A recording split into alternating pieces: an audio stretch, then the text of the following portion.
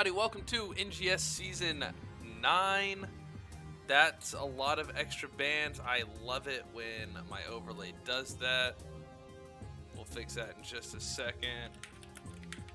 So we are going to Infernal Shrines. Here, let's do this. Battlefield.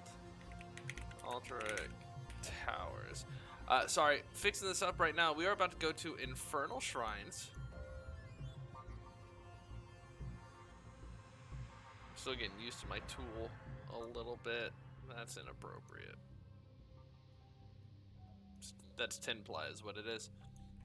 Here we have, and I am proud to present at my what, 10 FPS maybe.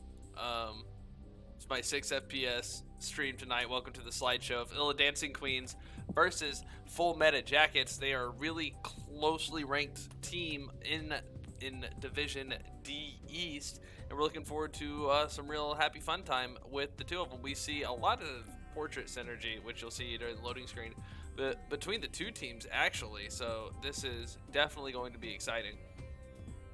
And Illidancing Queens has selected the map Infernal Shrine, so we should get started going there.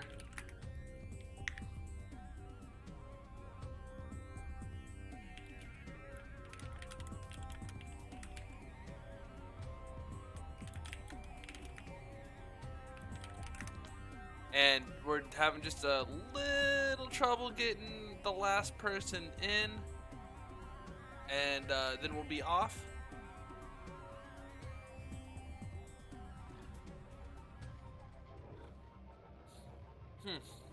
So, Infernal oh, come on, Dax. No, sir.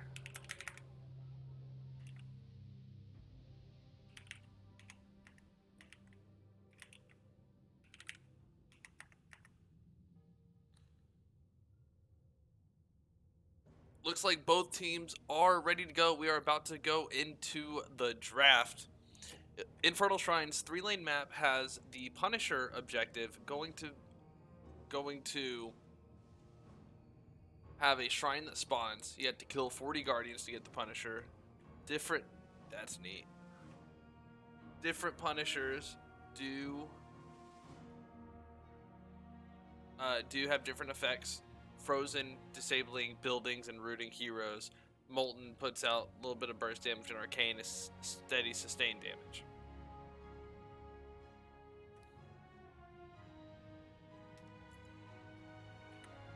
Infernal Shrines.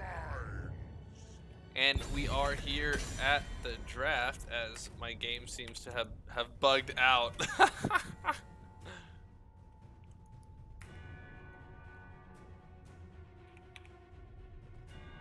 That's interesting. We'll see how that works out. Coming into the first round of bans, Full Meta Jacket with the first pick. They do have the first ban. And I believe, yes, Cassia and Tracer are both live now. Tracer does have a banned talent, but other than that, both teams, all heroes are playable. Garrosh going down first. Garrosh, a really popular tank. Sets up very well for pick comps.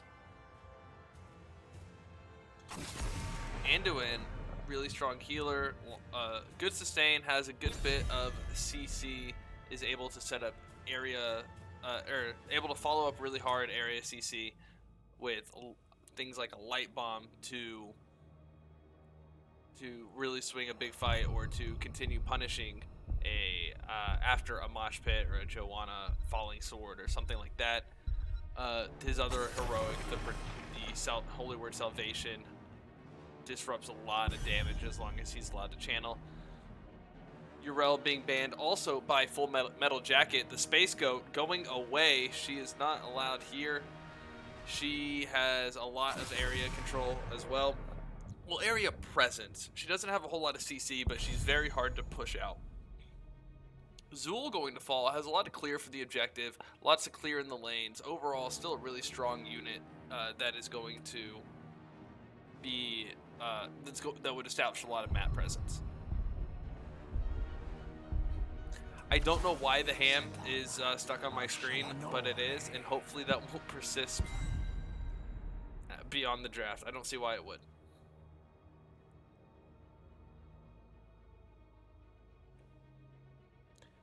Kael'thas coming out as the first pick for Souza on full meta jacket. Kael'thas definitely a full meta hero right now as well.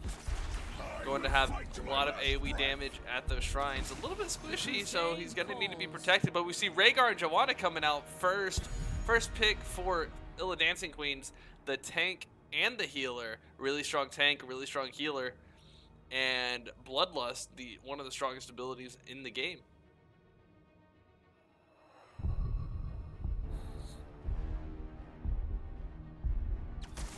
Anytime you're ready. Jimmy the large minion Raynor comes out as the next pick for full meta jacket, as does Blaze on Juggerrob. Runtime Logic is the Raynor. Runtime Logic is what I was about to say, and that is not correct. I believe that is a runtime logic, which makes a lot more sense as a string of words together. Blaze is an interesting tank here. I like the pick overall. The jet propulsion he'll get across the minions. He should get across the minions into the heroes, if I'm thinking of jet propulsion correctly. Raynor with lots of damage on the shrines, especially if he goes Exterminator at level 1, which is kind of the meta pick right now. This is full meta jacket, so I'd expect him to go with the meta pick. Although Ace in the Hole also really strong. I don't expect to see a seasoned marksman based off of how much PvE there is on this map. Tassard Oriole going to fall as the next set of bans for both teams, as we await Illidancing Queen's next pick, Orphea and Uther. I love it. I love it. Let's look for some hero swaps.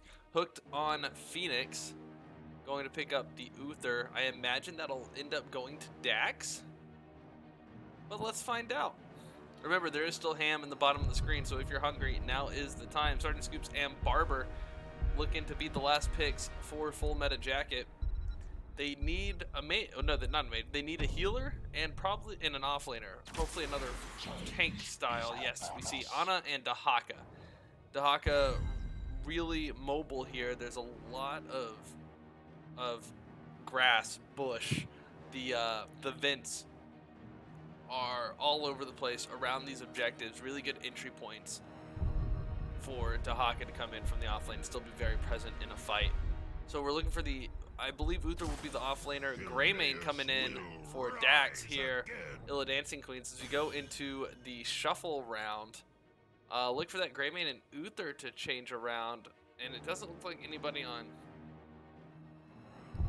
full meta jacket is going to swap. It looks like the Uther and Greymane are not changing. And we have a draft, ladies and gentlemen. We got Rhaegar, Joanna, Orphea, Uther, and Greymane going up against Kael'thas, Raynor, Blaze, Dahaka, and Ana.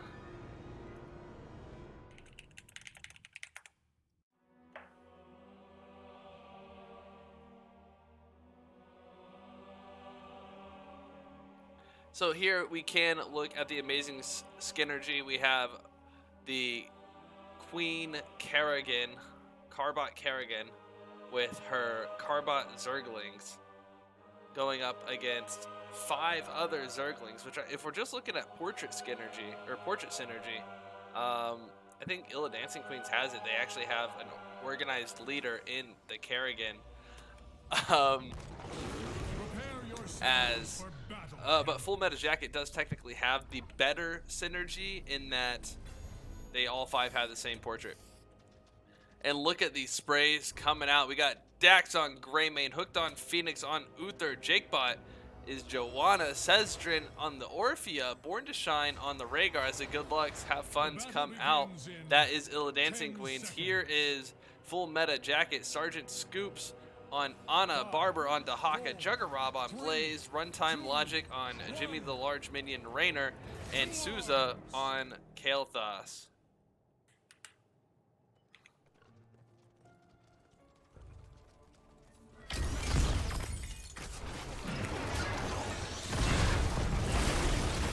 Iron Skin comes out early for Joanna as both teams do clash mid. Hooked on Phoenix taking a little bit of extra damage, slowed down by that oil spill, but no, there's no real follow-up. Both teams just trying to call each other names, yell each other across the hallway. There goes the stun onto Dahaka. He didn't take that insult very well. He runs off to his next class, which is the top lane, trying to get the trying to go and get that soak for his team. As we see the 4-man rotations down to the bottom lane, and hooked on Phoenix, Uther staying as that offlaner. Orphea trying to get out some extra damage. Let's take a look at level 1 talents while things are pretending to happen. We get Colossal Totem, Viciousness, Hold Your Ground, Ancestral Strength, and Hammer the Lightbringer. Out of Illidancing Queens. Over on Full Meta Jacket we get Neural Stimpack, Slumber Shells, Enhanced Agility, Exterminator, and Mana Addict. Pretty standard stuff. This is what we expect to see.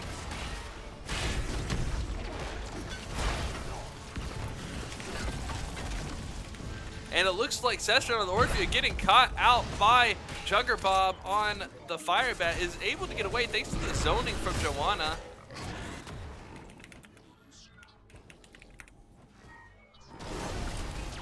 As Full Meta Jacket does move down to that siege camp in the bottom lane. Going ahead and trying to get that extra pressure on the map.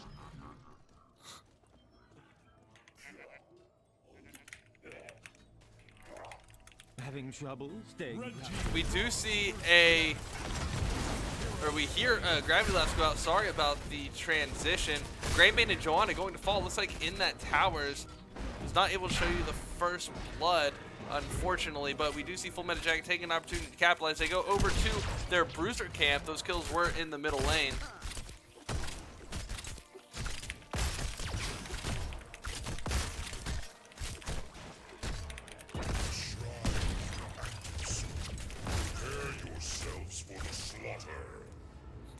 The first shrine is starting to come up. It looks like Full Meta Jacket is waiting to cap that Bruiser camp, while Blaze and Kael'thas down in the bottom lane looking to get some clear before coming up for this very top lane objective. We don't know what type of Punisher it is going to be. Raynor went ahead and went back for his health and mana. Anna sitting next to the point getting ready to cap. Blaze walking past the Dahaka. Dahaka in the middle lane. Over here on Illidancing Queens, they're capping their Bruiser camp as a 4-man rotation going up into the top. They're behind by about a quarter of the XP. They are a 5-man now grouped up below the shrine, while it's still just the 4-man of Full Meta Jacket. But keep in mind, Dahaka does have that Bushwhacker. He will be able to whack these bushes and come on up, meet his team. Looks like he's just going to walk right now, maybe catch that middle lane of soak before joining up. Illidancing Queens taking establishment of the shrine up above, while Full Meta Jacket is clearing out the Bruiser camp in the top lane, trying to get their Bruiser camp pushing. Uther does finish his Hammer the Lightbringer quest, as Full Meta Jacket does get the level 7 talent tier advantage. They are up by about half a level over Illidancing Queens, who are still level 6, trying to get that talent. So they are down to talent tier, and we know what I say about talent tiers, the best, saltiest of tiers. So we see Illidancing Queens back off, not wanting to make that engage, but we do see Condemn come out, trying to catch Dahaka out. Then the stun followed up from the Uther. The Gravity Labs improved by the trait from Kael'thas, going to disrupt that engage. Dahaka back at full health, looking in good shape. Gets a tongue on Orphea, drags Orphea into the dark bushes. Oh no, Orphea, are you okay? Orphea, are you okay? She does get out with the help of her team. Blaze trying to follow up. The shrine count is 19, Illidancing Queens 30, Full Meta Jacket. There's a big catch on Orphea. Orphea taking a lot of damage. The bomb goes off from KT. Anna with the dot to finish her off. Orphea goes down, and Full Meta Jacket does get the Punisher after all.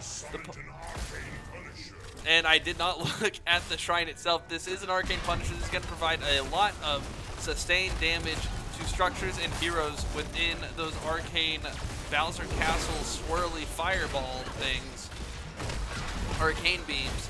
But the Punisher is already down to 30% health. It took out the front row of protective structure, but the fort going to keep all of its health. Full Metal Jacket backing off, and a handy defense from Illidancing Queens. They are just in their 5-man. Rhaegar went ahead and went down to the bottom lane. Born to Shine, look out, getting ganked by the Dahaka. runs out just in time. Good comms from the team as Full Meta Jacket is invading the Illidancing Queen siege camp. A big sleep dart goes out onto Rhaegar, followed up with the gravity labs and charge the jet propulsion from Blaze before Rhaegar can even start moving. Rhaegar is going to fall to a successful invade and catch by Full Meta Jacket. Full Meta Jacket calling the pound, coming into Rhaegar and Greymane. They're trying to catch wild dogs tonight. Currently, almost a full level over Illidancing Queens. Full Meta Jacket is looking for their level 10s. They're about no XP away from it as they do tick over into that heroic tier advantage.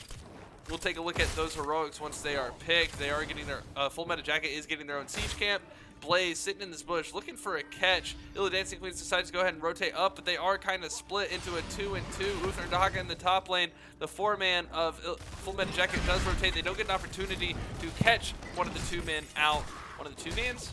How do you... 2-man is a singular reference to 2 people, so one of the 2-mans on the rotation as we see some skirmishing over the fort wall and towers. So the heroics for Full Meta Jacket, we get Combustion on Blaze, Nano Boost on Anna, Isolation on Dahaka, Hyperion on Jimmy Large Minion Raynor, and Phoenix on Kael'thas. As Illidancing Queens also get their level 10, we see Bloodlust as expected on the Rhaegar. Cursed Bullet coming out of Greymane, Blessed Shield, Praise be to Akarat from Joanna, Crushing Jaws from Orphea, and Divine Storm, because what else would you go on Uther? Both teams down in the bottom lane. We do see a catch on Blaze. The Crushing Jaws going to go out. Not quite going to be enough to take out the Blaze. Blaze gets away. It must be that armor he's wearing at about a quarter health. We see a lot of damage going out from both teams. But so far, 4 kills in favor of Full Meta Jacket. Illidancing Queen still looking for their first blood of the game, as Barber on Dahaka gets caught out in the middle of the lane. However, he's going to tag that bush to get on out with that bushwhacker speed. Kael'thas collecting the last regen globe that he needed to finish mana adding. Keep in mind that is an infinite stacking quest for that shield. Both teams getting their bruiser camps as the shrine is about to activate. About 5 seconds left on the shrine as of now, and both teams regrouping, approaching the shrine on the same talent tier.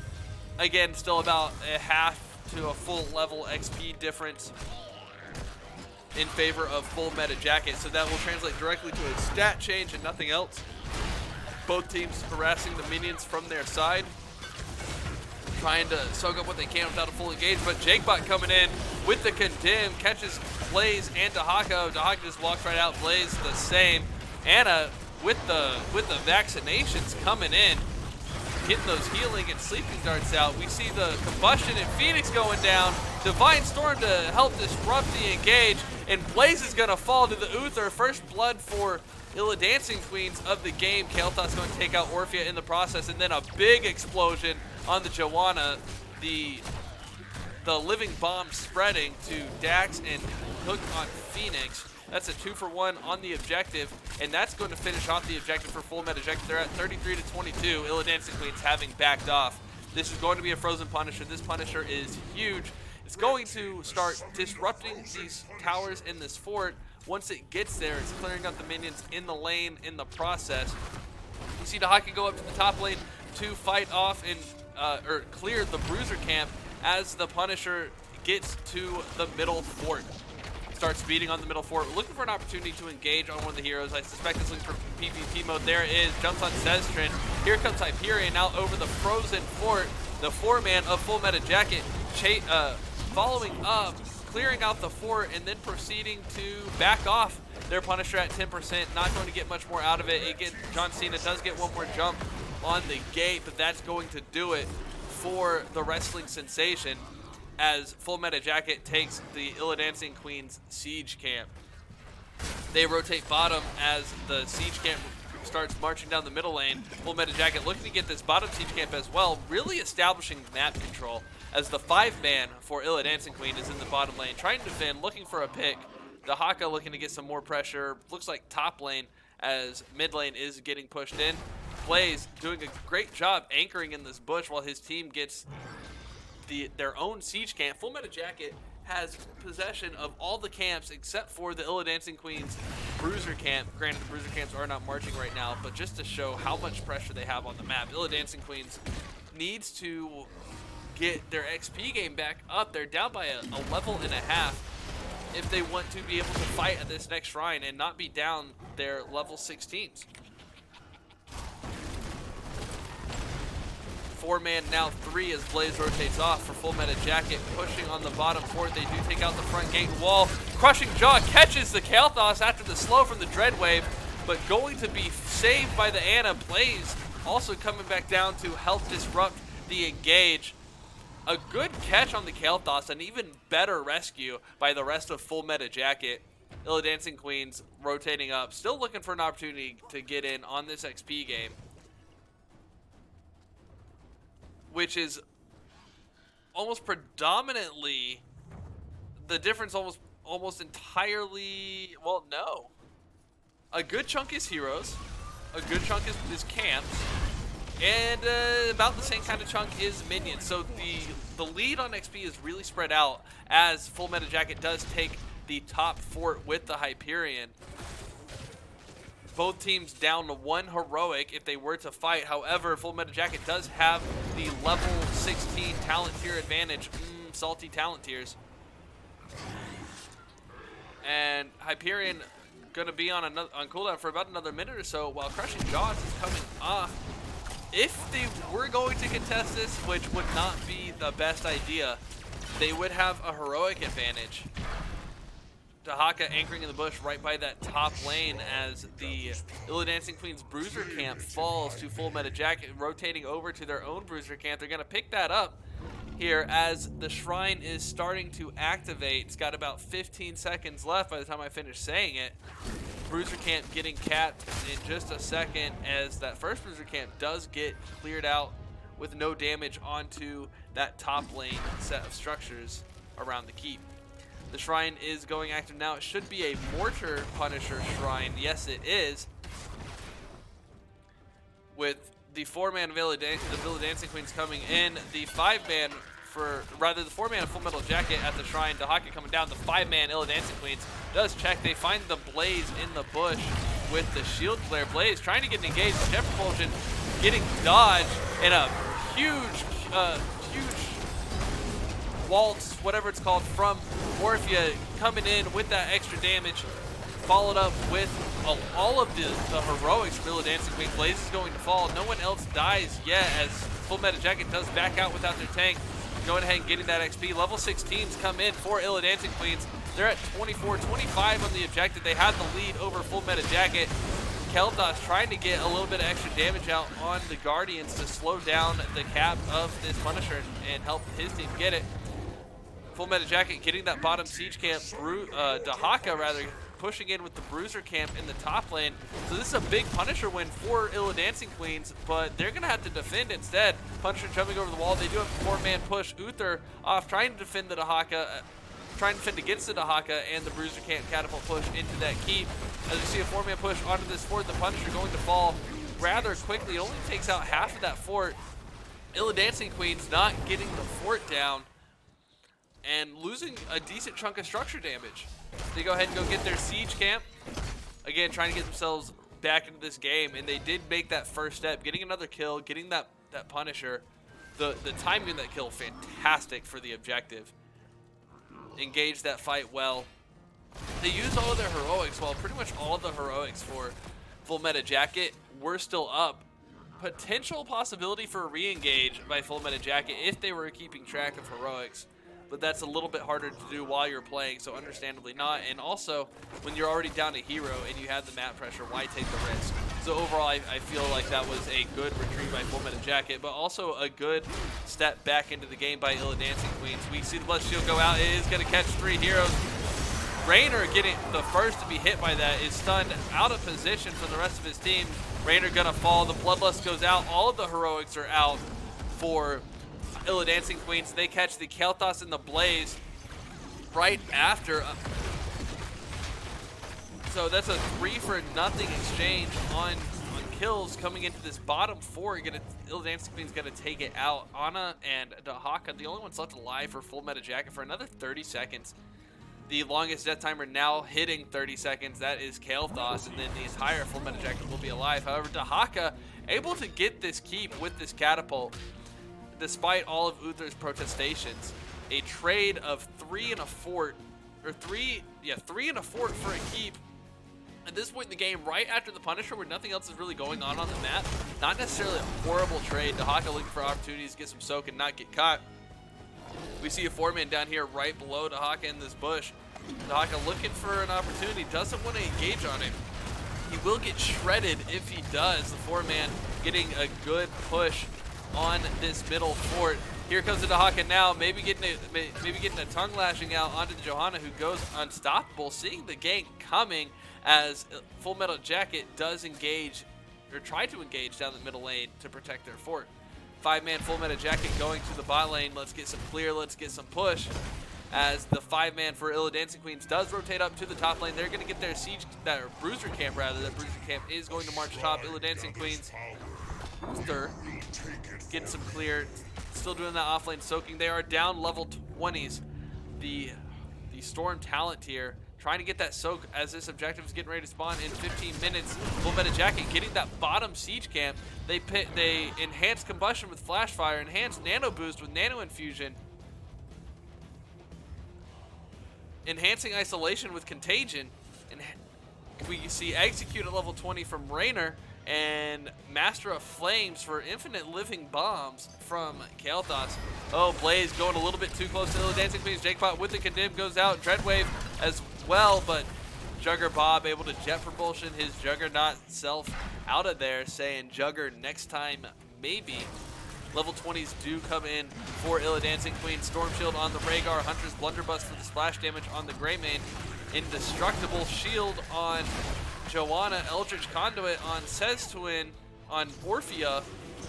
Sestrin? That's how you say that. And Divine Hurricane improving the Divine Storm on Uther. Hyperion comes out for Raynor over top of the objective. Gonna push out Illidancing Queens, who do have a 26-5 lead on the Guardians. However, Full Meta Jacket trying to turn that around. They're up to 11 now. Going to get a catch. Jakebot goes in with the condemn, leaves the rest of his team alone. Juggerbob with the combustion, and the ult coming out from Dahaka on the 4-man that Juggerbob left behind. Not Juggerbob, that Joanna left behind. Juggerbob going to fall, but also take down Uther with the combustion damage. A big drag on from Dahaka on Greymane is going to set up an easy kill for Raynor. So Greymane going to fall as well. That's a 2-for-1 in favor of Full Meta Jacket. Uther and Greymane down, Blaze down, and this Frozen Punisher is going to go to Full Meta Jacket. Illidancing Queens on the back foot here in the keep, trying to clear out this bottom lane and the top lane. This middle lane about to fall to this Frozen Punisher. But wait, Full Meta Jacket has backed off of the shrine. They are waiting until, as long as possible, waiting until Illidancing Queens does start to come back to contest so they can have as powerful of a Punisher as possible. They go ahead and get that siege camp and then get the Punisher. They want the siege camp to push into the Frozen Keep. They do have both siege camps in the middle lane. This is going to be a deadly push coming out from Full Meta Jacket. Illidancing Queens needs to do everything they can to defend. Bloodlust is down, but all the other heroics are up for Illidancing Queen. All heroics are about to be up for Full Meta Jacket. There goes the Punisher. Punisher jumping in, beating up on Joanna, who is unstoppable. Has that shield from Ironskin. Dreadwave catches the Raynor. Raynor blasting that keep away. Dahaka coming in with the Dark Storm as well, trying to get some extra damage out. Punisher jumps onto the core.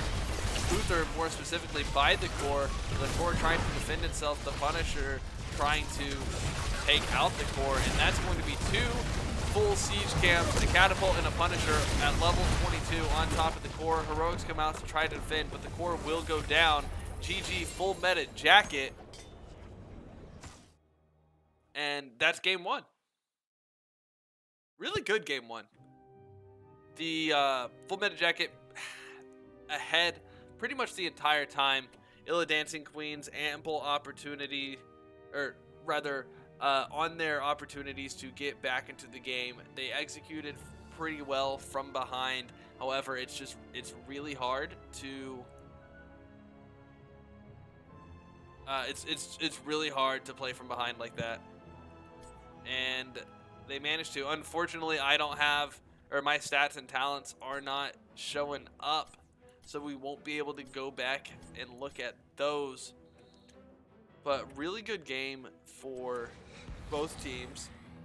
Would like to see how Illidancing Queens adjust their draft maybe to for that hard engaged team comp that Full Meta Jacket came out with, and to see if Full Meta Jacket saw anything in particular that they don't want to see on that Illidancing Queens again.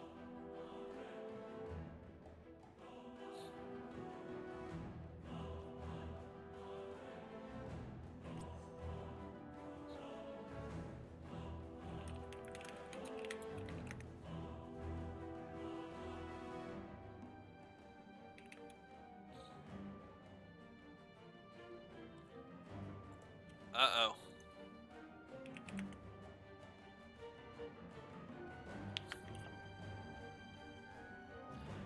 So we'll see how that's going, and we do have a Full Metal Jacket fan in the house, Zivador, cheering for Full Metal Jacket. I need to up the score. I marked that they won the map. I did not mark that they have a point. Full Metal Jacket getting that first win on Infernal Shrines. Waiting on the decision for first pick or map pick coming out of Illidancing Queens.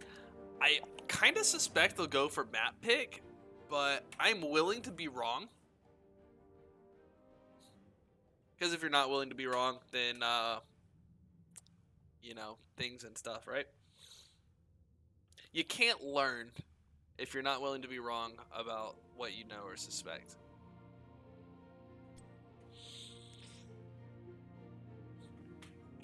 Pardon me. Looks like we do see Braxis. Hold out. I thought that was banned, but it's not.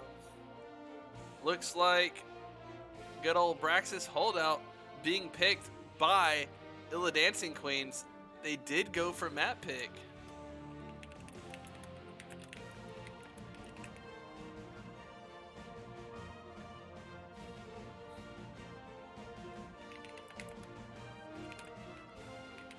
We are getting the lobby made up.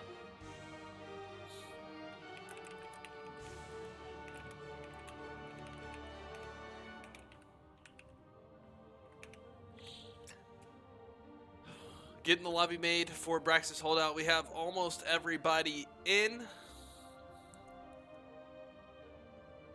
Braxis Holdout, really interesting map. Interested to see. I don't think I've cast a Braxis Holdout game yet. So this will be fun. This will be super fun, Super Chief.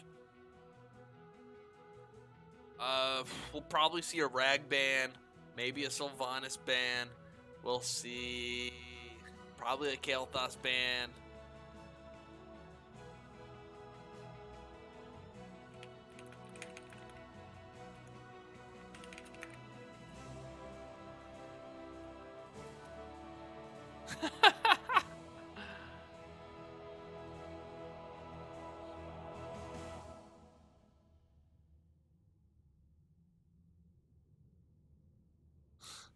Little bit of fun going on in the chat. Let's go Queens coming from Cyan Hots. We do have at least one fan of both teams in the chat. Glad to see it. Welcome to the slideshow.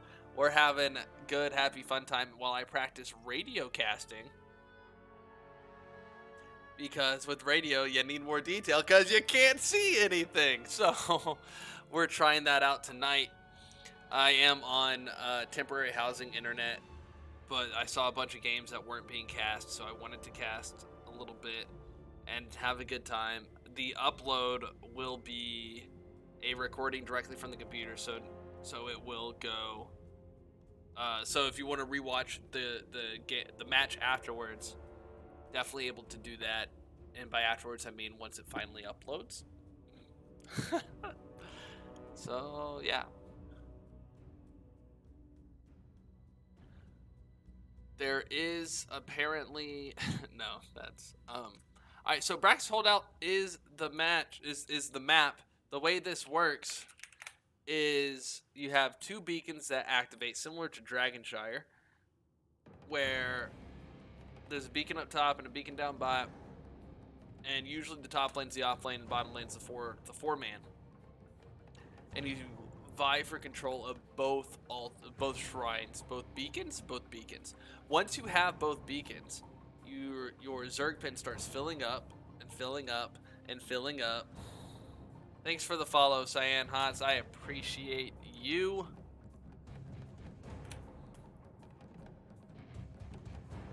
That's not how that's supposed to work. And whichever team gets to a full 100% charge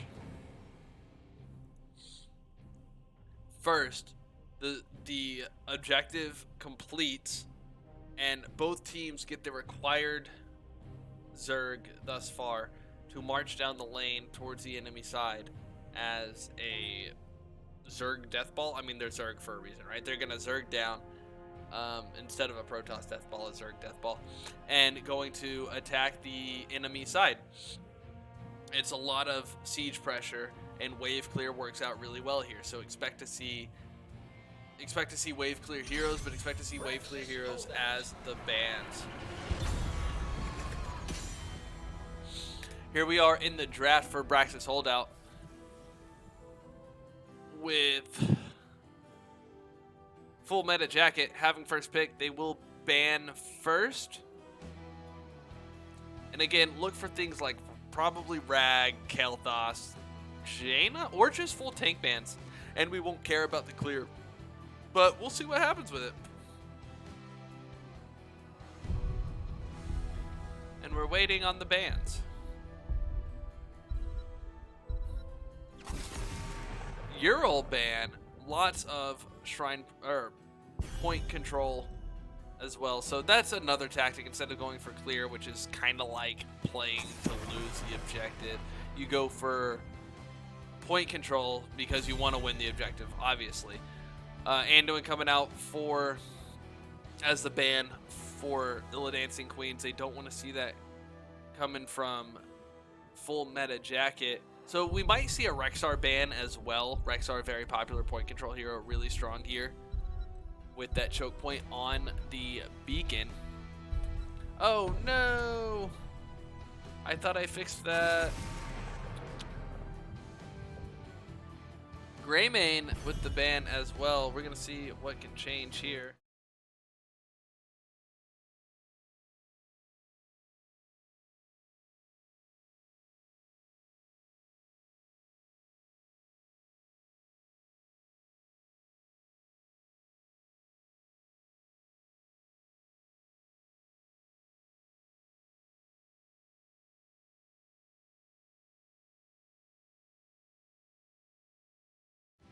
Sorry about the audio loss. I had a formatting issue.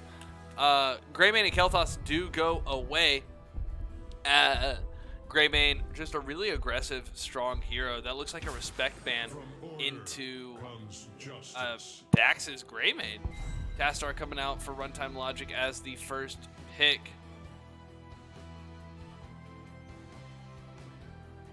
Why am I on this screen? I want to be on this screen. There we go. That's a better screen to be on anyway. Kel'Thas area damage, so good point control, also good clear. I bring the mega death.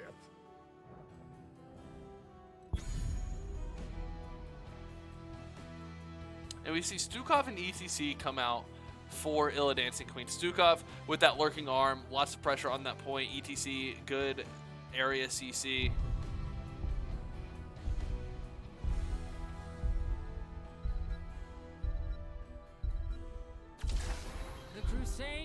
Joanna coming out for Juggerrob now instead, as Jakebot did pick up the ETC. So good engage from both teams. Vala to follow up. She can clear okay. Tastar probably the wave clear hero for full meta jacket. I think it's interesting that Illidancing Queens comes out with their tank and healer first in both of these games so far. It's not bad though. You can't get choked out in those positions, and there's plenty of damage to follow up with. Bruisers are kind of a restricted role, but there's plenty of offlaners to choose from, and some of the non-bruisers are still pretty bulky as offlaners. So we'll see how that works out. Oriole, a good ban on this map, just for lots of stun points, lots of damage coming out from the Vala as a battery. Li Ming getting banned. Interesting. You don't see Li Ming a whole lot on Brax's Holdout because of the way the objective works, but really strong fight over the point in the open, or what would be considered the open for Li Ming. I like the bans. Oh, the Great Main ban has me wondering, but that's more probably of a respect ban than anything else. And we are looking to see Sylvanas come out on Dax and Rexar for Hooked on Phoenix. I like it.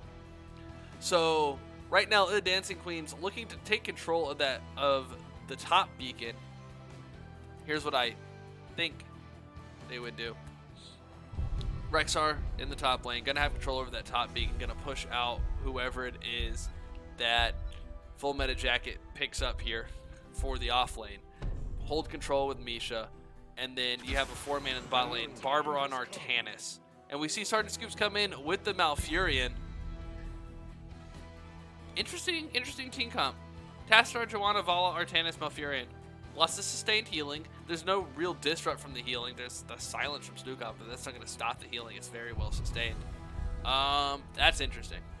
That's an interesting team comp. That's a scary team comp. We see Kel'Thuzad come in to finish up with damage dealing for Illidancing Queens between Sylvanas and Kel'Thuzad. That's a lot of damage going out. Stukov, any auto attacks from him will hurt. Even if Born goes Spine Launcher, which I think is a phenomenal level 1 talent, makes Stukov's auto attacks weaker but ranged and slow.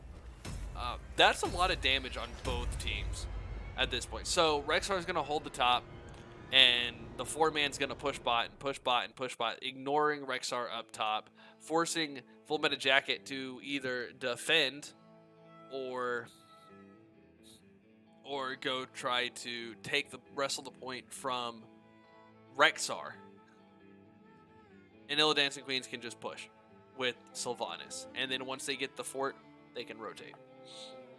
And also Sylvanas able to use her trait to disable the structures when the Zerg are pushing. So definitely look to see her pushing with Zerg every single time. We have so between, let's run it down as they are coming in. With Jakebot on EDC, Born to Shine on Stukov, Sestrin on Kel'Thuzad, Dax on Sylvanas, and there he is, Hooked on Phoenix on Rexar and Misha. That is Illidancing Queens, young and clean, level 17, having the fight of their lives. Over here for Full Meta Jacket, Sergeant Scoops on Malfurion, Juggerab on Joanna, Souza on Vala, and Runtime Logic on Tassadar, along with Barber on Artanis up in the top lane. That is Full Meta Jacket. The look goods and feel happies coming out. Have fun and stuff from Born to Shine. Everyone having a good time, and that's what we like to see here in the NGS. We see the Q come out from Tassadar to check that push, and the kind of death push down in the bottom lane, but going to let Kel'Thuzad get 2 stacks off of that chain. Once Kel'Thuzad comes online, he will be scary, and expect Illidancing Queens to play kind of careful until then. Big slide from ETC into Juggerab and Souza. Souza puts the pain on Dax on Sylvanas. Sylvanas is the haunting wave to get out of there. The Lunar Revelry skin on Sylvanas. Such a slap in the face to the Dark Lady. Dax, I hope you feel ashamed of yourself.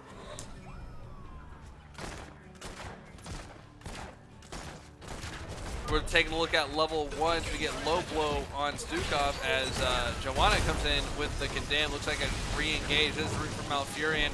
Jakebot looking a little low. He gets out just fine. So again, that's low blow on Stukov. Unfurling Shadows quest on Sylvanas. Prog Rock on ETC, Barb Chains on Kel'Thuzad, and Bird of Prey on Rexar. Over on Full Meta Jacket, Hold Your Ground on Joanna, Protector of Ire on Artanis, Static Charge on Tassadar, Rejuvenation on Malfurion, and Hot Pursuit on Vala. So Sylvanas, Dax getting caught again and getting out with the Haunting Wave, barely staying alive. Sestrin the same, getting caught by that wall from Tassadar. Jakebot also looking rough. And the double kill for First Blood, one skill from the Tassadar on the Q as ETC and Kel'Thuzad get caught trying to sip.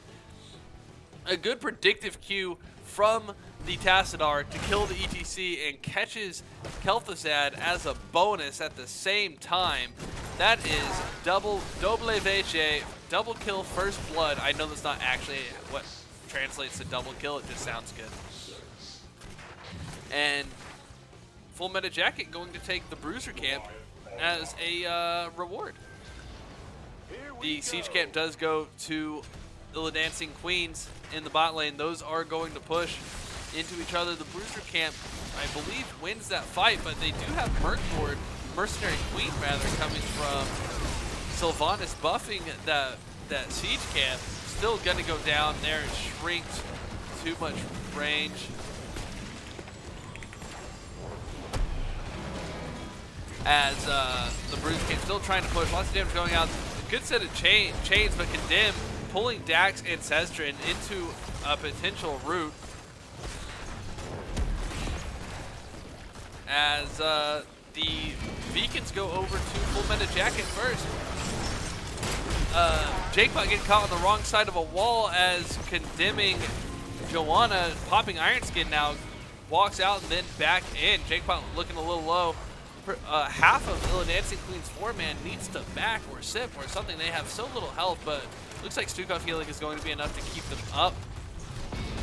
Condemn from Juggerod coming up into the beacon, trying to stop Jakebot from taking it. He stalls long enough.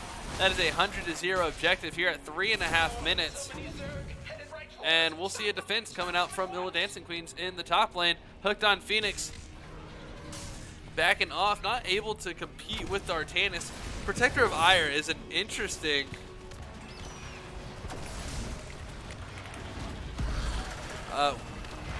pick.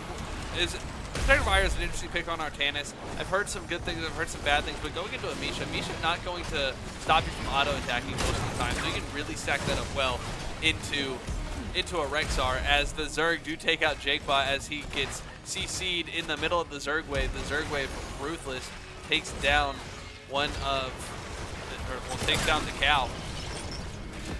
And it looks like they're hunting bear now instead, as Misha goes down. Artanis sliding in, gonna finish off Misha.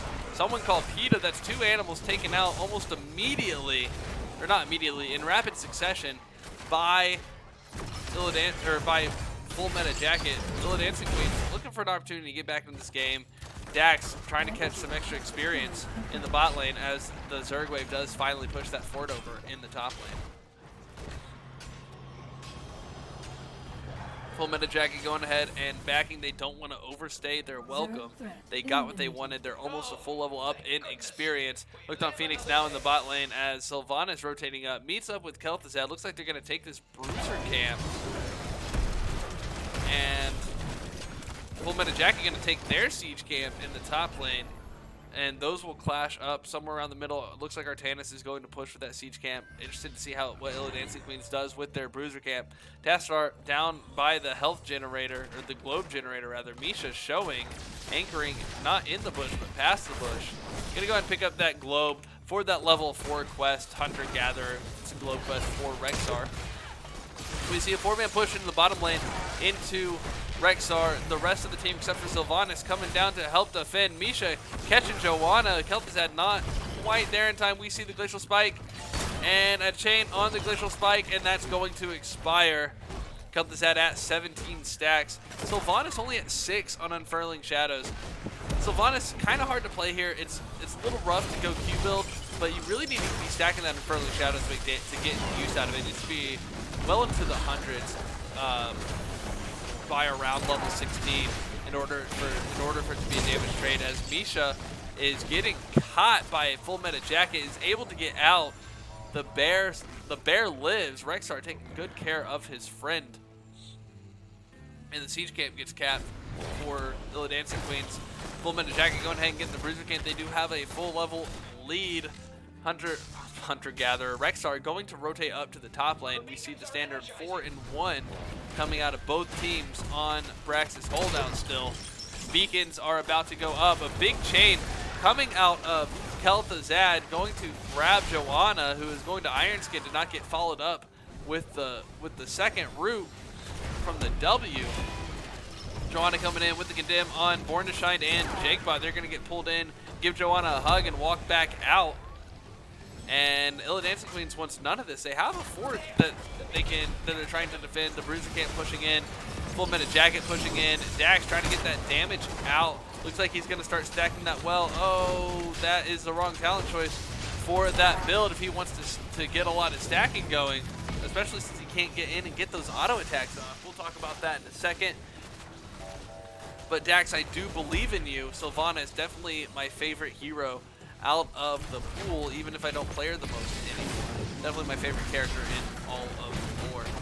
Kel'Thuzad trying to get some harass onto Vala as we see Misha falls in the top lane to the Artanis. Artanis getting a lot of value out of the Protector of Ire. His auto attack's already doing 13% more damage. Jakebot walking in, trying to brute force his way past the Joanna into that beacon. The beacon going to turn, so that's not going to be a full charge for Full Meta Jacket. Illidancing Queens trying to make a stand here. Looks like they're just going to stand off here. They're not going to go in and try to push into that set of towers.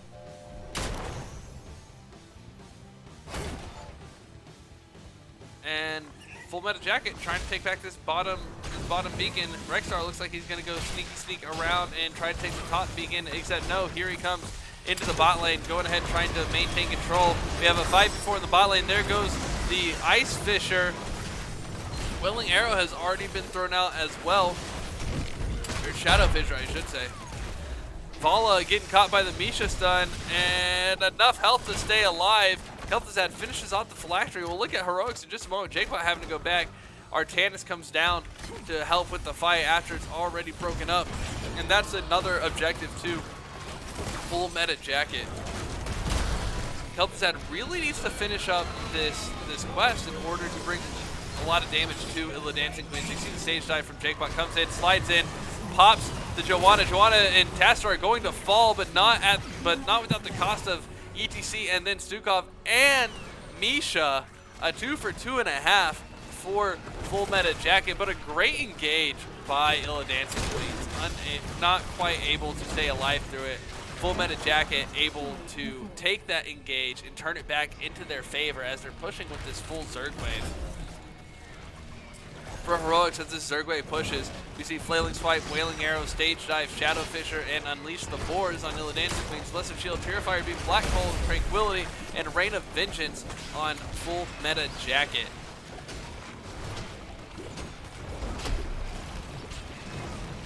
The Zerg wave getting defended at the keep wall fairly well. They do take out a tower in half of the gate. Full Meta Jacket looking for an opportunity to get the siege camp from Illidancing Queens. Illidancing Queens goes out. They don't see them in that bush. They get caught. There goes the Spear of a Dune. Isn't that what I said? Or Purifier Beam, rather, from Artanis. It's going to keep the ETC down. And it looks like Kel'Thuzad does finish his Master of the Cold Dark quest. So be prepared for a lot of damage coming out of Kel'Thuzad. And that's probably going to be the linchpin that Illidancing Queens needs.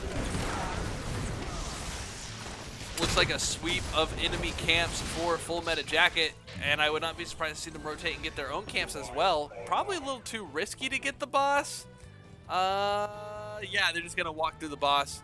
Oh no, Joanna gonna turn around. They're dancing with it. They're trying to play with the idea, but they hear me talking about it. Don't want Illidancing Queens to know in 30 seconds due to Streamblade that boss is going to be taken, and they go and get their Bruiser camp instead, and they're coming up to the siege camp. I am experiencing a little bit of lag now on my download end, so we'll see how that goes. It seems to have cleared up now. I know y'all are experiencing lag on the video end, but again, this will be produced in such a way that a smooth VOD will be available later on. And thank you for bearing with me, chat. I appreciate your listening to my radio broadcast with the slideshow of this match. So we do have the 4-man for Full Meta Jacket rotating up. Vala is down in the bot lane area, trying to regroup with her team without going through a danger zone. Cue Kenny Loggins as Illidancing Queens rotating as a 5-man, looking to either contest the objective, defend the lanes. Looks like they are going to go back and defend first. Because all camps were marching into those lanes. The beacons, as you heard, are active. And there's the region globe quest for Rexar. Let's check in on, I was going to talk about talents.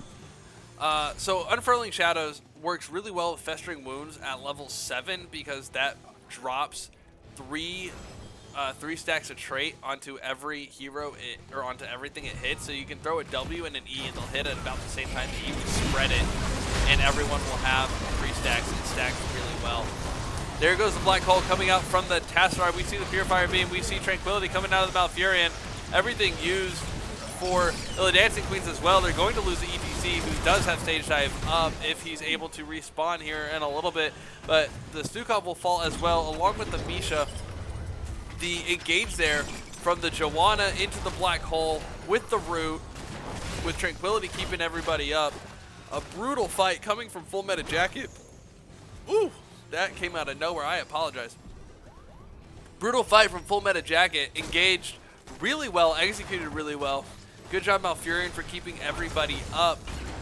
And as they take out ETC and the Stukov, and now is a great opportunity for the boss, because Illidancing Queens has to decide between the beacons or the boss or defending their keeps. This entire map is red right now, and Illidancing Queens looking for an opportunity to get back in, looking for this pick on Joanna, possibly, as the rest of Full Meta Jacket does come in, as that was capped. Illidancing Queens knows they're not far behind. Misha getting caught by the Artanis. Misha going to go down. Credit kill to Malfurion, who should be a friend of the forest. So I'm going to have questions for the Druid later on, I'm sure. The Archangel boss pushing in the top lane into Illidancing Queens as this next set of beacons is about to be completed. 100% wave of Zerg coming in from Full Meta Jacket down the top lane as we see a Condemn come out, and the Spear of a Dune shooting that Purifier Beam at Hooked on Phoenix, chasing him around. And a little bit of laggy going on. That's interesting. And the Archangel about to go down, gets most of the top keep down. The Zerg wave coming in. Everybody's really healthy. Joanna at about half. That'll be changed shortly. We see an engage on Joanna, and it was changed in quick work. Joanna getting melted, but Kel'Thuzad, ETC, and Sylvanas all go down. The Phylactery is online if Kel'Thuzad wanted to return, but it doesn't look like he will. Born to Shine on the Stukov, trying to get some working arm damage, maybe trying to stop this wave, but the wave just way too much as 4 walk in with the Zerg wave to take out the core, and that is game and match to Full Meta Jacket. Congratulations, Full Meta Jacket, on the sweep. I have stats and talents this time, so we'll be able to look at those. And I will see if I can get... Captain in a chat.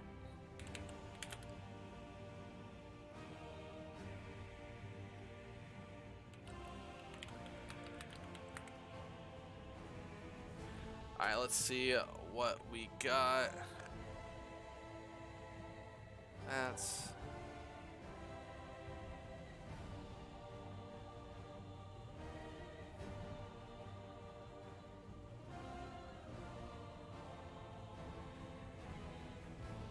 Where did it go?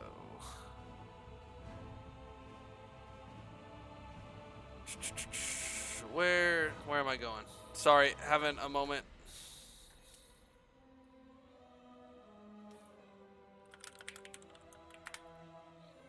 All right, waiting on a representative for. Oh, I have a representative for Full Meta Jacket, but real quick, let's look at those talents, and then we'll talk about the stats and talk to Jugger here in a second. We got, so out of Illidancing Queens, the Heroics, which is what everybody cares about: Flailing Swipe, Wailing Arrow, Stage Dive, Shadow Fissure, Unleash the Boars. Into on Full Meta Jacket, Blessed Shield, Purifier Beam, Black Hole, Tranquility, and Reign of Vengeance. Jugger, congratulations on the sweep. How do you feel? Feels pretty good. Thank you. Oh, absolutely. Y'all played that really well. It came those last couple of fights especially.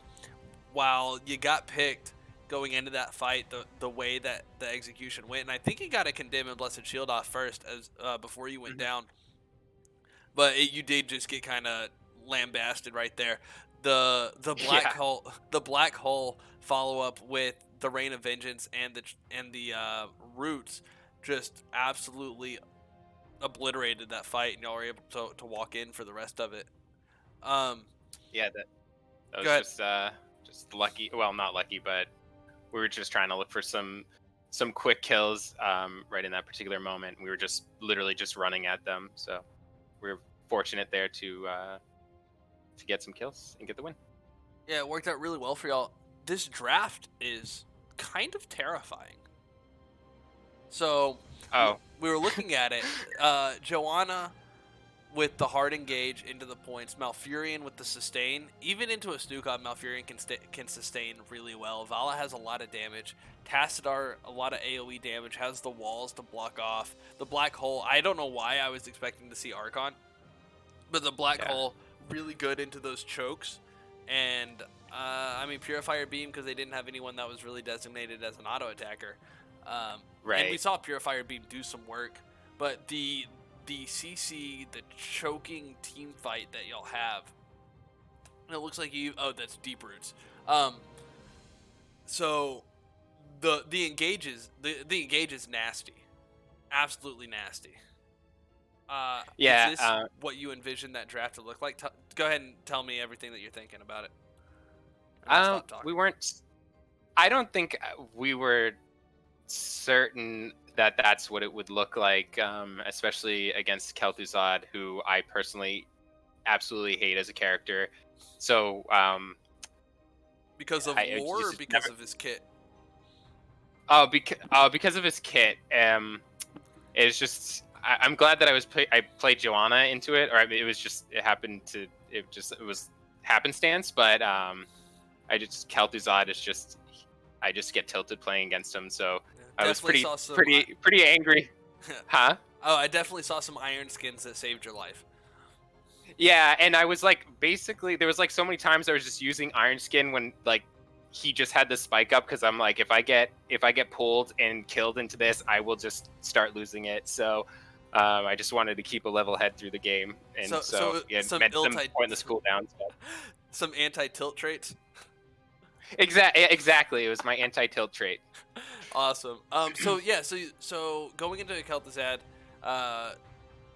hero you don't like. You were saying this wasn't really how you envisioned the draft going in. So Kel'Thuzad was one of the last picks, if not the last. Kel'Thuzad was the last pick. So what were you expecting as you drafted this then? With the Artanis changes, I wasn't certain how he was going to do in the top lane, and I should say shout out to Barber, because he's the one that actually orchestrates all the drafts. So when it comes to like what I envision, I'm just looking for hopefully a strong 4-man with somebody that can do camps. But with the Artanis changes, I wasn't certain how we'd be able to hold top in the early game versus late game and whatnot against a Rexar. So we were just really we were dedicated to having a really strong 4-man bottom, so that we didn't have to pressure him to make unnecessary risks top. And I think we were able to execute that. And then once Artanis comes, I don't know, Barber just seems to always have swaps up. I don't know if that's part of the the reworked Artanis or the new Artanis, but he was just like always swapping everybody and helping us set up additional kills, which was great. So it worked out. I'm sure Barber had a plan. If not, it was if not, even though he may have not articulated it perfectly during the draft. All right. Well, that Protector of Ire level 1, really strong into a Rexar because most of the time you're not having Misha like not take auto attacks. Misha's just kind of there as a wall, and so that's free stacking for an Artanis, and so a lot of damage coming out from Artanis there was ahead of Tassadar on damage, so reasonably attributed to that quest talent. Stacking. I don't have the final stacking. At one point, I mentioned he was at 13% increased auto attack damage, but that was with a decent chunk of game left. But at the same time, that decent chunk went fast. Yeah. So game 1 was a lot more back and forth. It looked like a few times IQ had some really good opportunities to get into the game. Or to get, not into the game, to get back into the game. They were behind. They had a good pick or two. They won the objective. At one point, so they push you guys out of the shrine when I'm down. It's level 16 to 15. They don't have their level 16 talents yet. They pick a fight when it push you out. What are y'all thinking? Well, we're just trying to get a maximum value out of what is a lost fight. We knew that the Bloodlust was going to be a pretty big challenge for us, or not? Yeah, a challenge for us. And it showed because I think I missed on a stun and I got deleted in 1 second or something. And actually, it happened a couple of times. I just kept missing stuns, which was really unfortunate. But when they came online with the Bloodlust, we were feeling good, but then they got their 10s and then that happened a couple times, and I was like, all right, we have to really buckle down here because this is starting to turn on us. But so when you're falling behind, when you have a lead and you're falling behind, or you get to a point when you're ready to make a turn, right? When you I mean, in this first game is a great example. You have control of the game. Something goes bad 1, 2, 3 times, and it looks like you're on the back foot. You might have some advantage in some places, but overall you feel like you're on the back foot. What goes on in comms to prevent the tilting, prevent the and not necessarily tilting itself, but like how do you stop those negative emotions and rally to come back? Because if you've played enough of this game to know that when you start feeling defeated, you have a lot harder time coming back. Does that question make sense? I know there's a lot of jumble in there. No, totally. I think anybody on my team would attest that I am probably, I don't like to say I get tilted, but I get very emotional when things aren't going well. So just trying to stay level-headed and just accepting the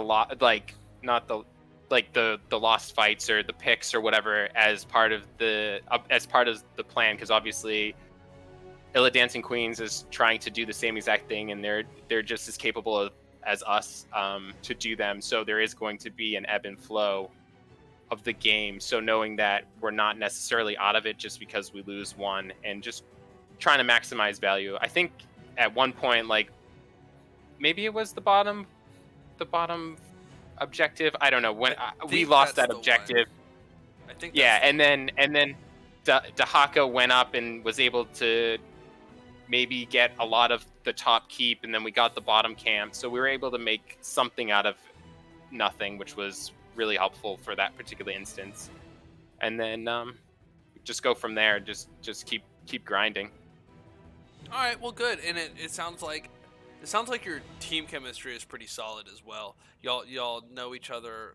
It sounds like you know each other enough to be able to get each other's backs in a way, and you know when other people are starting to feel a certain way and able to head that off as well. Who's your shot caller? I am. You're the shot caller. All right. Yeah. So trying to. I just like knowing who the shot caller is. Okay, fair enough. Yeah. Yep, So I am. there I'm the was shot caller.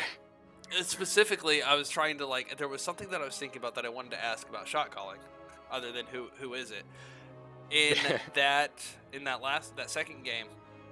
The beacons are coming up. Illidancing Queens was also coming up, I believe. And y'all, it looked like you were going to go for the boss. And then you looked like you're going to go for the top lane or maybe the bottom binky. Like you didn't know where you wanted to go. What was the decision-making process in not going for the boss, starting on the objectives?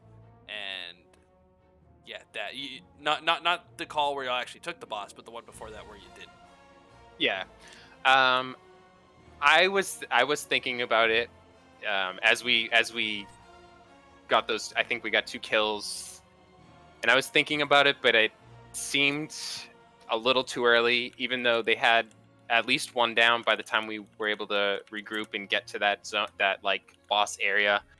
But ultimately, I thought the risk reward was way too great, or the risk was way too great.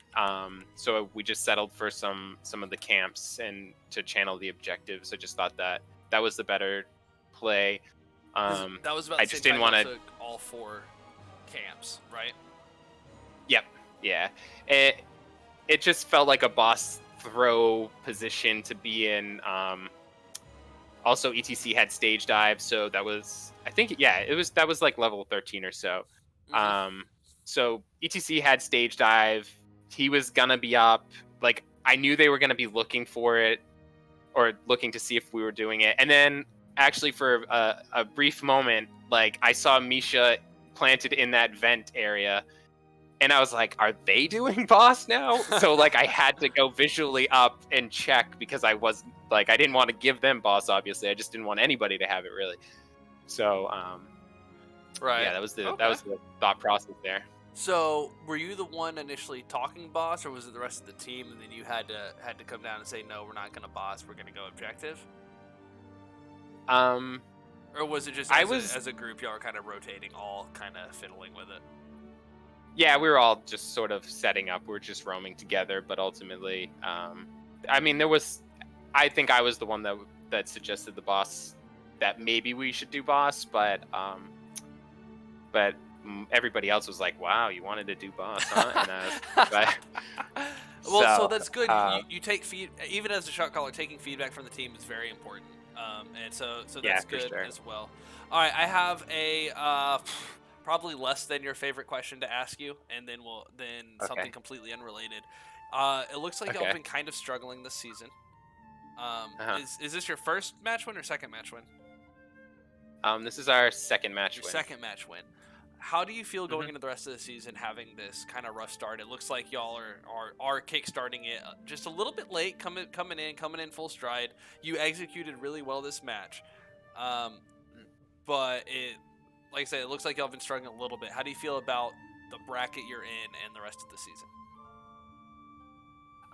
The thing about struggling is that every team in this division, they're put here same as us. They have the same skill, right, as us. So we're just trying to take it in stride and just do the best, put in the work to try to get to the top of the division, and then hopefully, or at the very least, make it into the playoffs. And then once that kicks in, things can go certain ways, and hopefully we can be right there.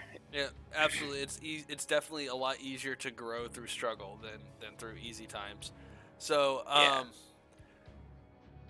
okay. So, is there a particular team on your roster? You're in a single round robin division, right?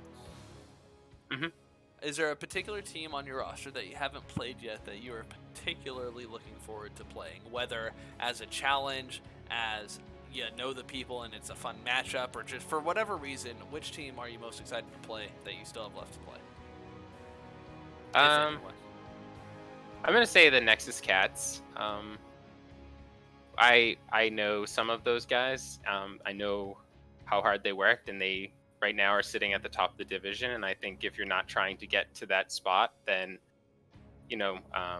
should be. You should always be trying to get, face the best competition, quote unquote, in order to start to build towards that momentum towards the playoffs, like you mentioned earlier. All right, solid. Okay, what is your favorite movie series? So 3 or more movies to make a movie series. Evil Dead. Evil Dead. We're talking like Ash with the chainsaw, right? Yep.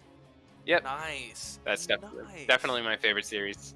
If you I had have a giant Army of Darkness poster actually right above my computer Army in of my Darkness office. is some solid stuff. That's fantastic. Yeah. If you had the opportunity to replace one of your arms with the chainsaw, would you do it? Full functionality with the chainsaw. Let's say the chainsaw worked intuitively, right? Like you could start it like as kind of Right. like you make a fist. You could start your chainsaw. You never really had the risk of hurting yourself with your own chainsaw, type of a thing. I mean, in day-to-day life, no. But if I was put into that movie, absolutely. Like in that environment where you have to fight deadites, like So, without a in doubt. a zombie apocalypse, you would. Oh yeah, for sure. If you ran across a book that that appeared to be made out of skin, would you open it? Since we're looking at Evil Dead here. having watched that movie, absolutely not. But like, Do you think if I you could hadn't control ever yourself? seen it, you know what? I probably would still give it a peek. Like maybe I wouldn't say anything out loud though. That's Right. what I would do. I would just flip through the pages without really saying anything out loud. Okay.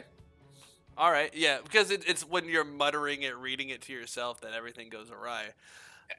Exactly. All right. So if you were to take a video game that has a storyline, because everybody knows that movies based off of games are generally better than games based off of movies, right?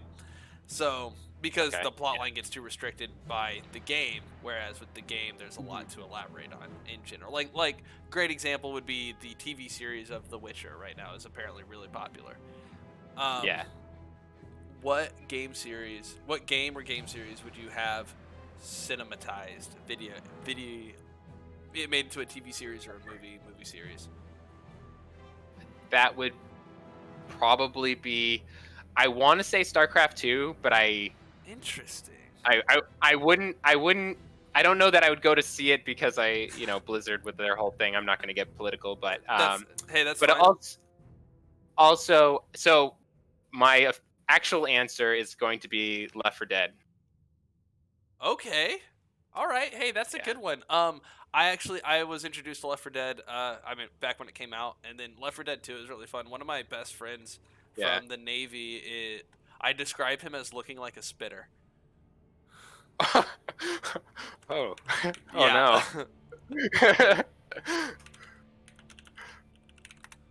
no. All right. Well, fantastic. If you were a Left 4 Dead zombie, which zombie would you be? I'm smoker.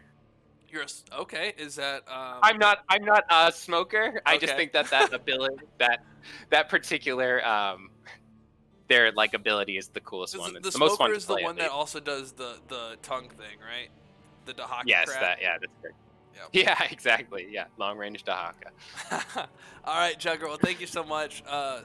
Again, congratulations on the match. Sweep always feels good. So get with your buddies, get with your team, celebrate, have a good time. Don't celebrate too hard, or do No. because what's going on, right?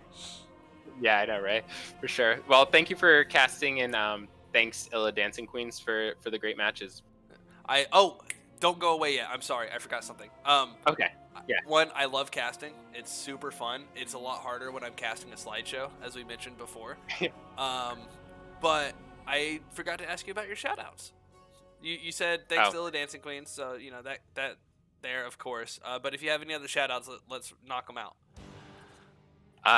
And also thanks to the FMJ and friends of FMJ. There you go, Full Meta Jacket and Company. By the way, the name is absolutely hilarious. and Oh, thank you. I did not struggle at all. Like I'm not kidding. I did not struggle a single time with full meta versus full metal. I got it right every single time, and it I makes me appreciate happy. that. It makes me so happy that I Awesome. didn't fall into that trap. All right, well, thanks, bud. Have a good one, and Thank you. I look forward to the rest of your season. Thanks so much. Talk to you later. Yep. Bye. What a match! A good sweep coming out of Full Meta Jacket. I don't really have a whole lot to add on top of that, especially because this stream is a freaking slideshow. I feel like the chart speaks a lot. The execution was there for Full Meta Jacket, and they were able to counterplay Illidancing Queens really well, and the numbers showed it. So good game to both teams. I think Illidancing Queens did a lot of things right, and it just the scale tip for Full Meta Jacket. I will be back with another slideshow here in about 90 minutes. Oh, this slideshow thing. With Avalanche versus Soak every lane. So this is going to be super fun. Have a wonderful little bit. Let me see who I can raid to, if my stuff would work. But thank you so much for hanging out. See y'all in a little bit.